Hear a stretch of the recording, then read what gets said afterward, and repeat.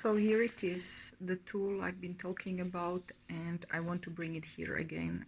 Something that I've used for my relational spaces, especially when it gets challenging, in terms of relating with someone who is more or less identified with the box. When my fear, my intuition tells me, yes, now I am talking to box and I just want to practice being with myself with the clarity, with continue with what I want to say, and let's say, yeah, like many times I notice myself to get into a discomfort situation when the other person, let's say, the gremlin comes out, the level of responsibility is changing, the purpose of the question is very unclear, and let's say their box, their matrix is not compatible with me because just to,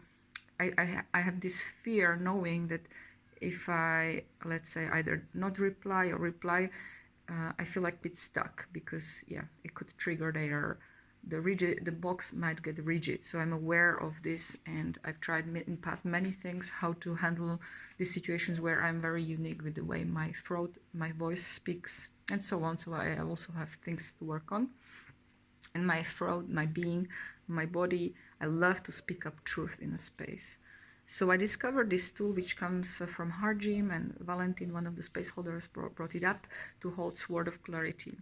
So I started to use this in a space, and many times for many weeks, many months, I've been practicing using my hand also like this, or I just energetically connect to the Sword of Clarity and let the unknown speak.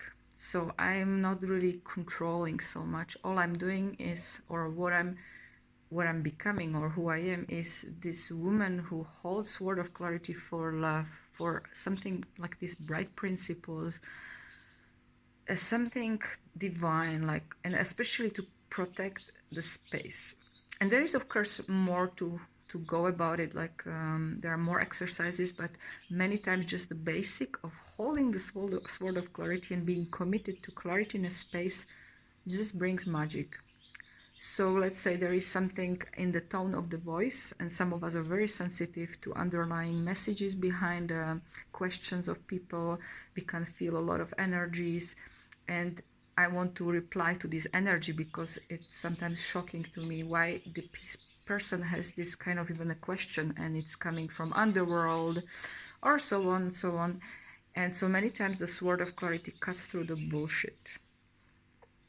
So what happens is, what I do many times, I just let the clarity speaks, and what I discover through my throat, I'm channeling something in a space that even the person who has much less matrix than me, and their way of evolving is their own, so I cannot force their evolution, of course.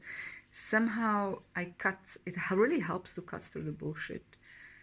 So I really invite you to play with the sharpness, the edginess of the sword toward me also, because it has two sides, and I've been playing with this as an experiment, and it really, really works.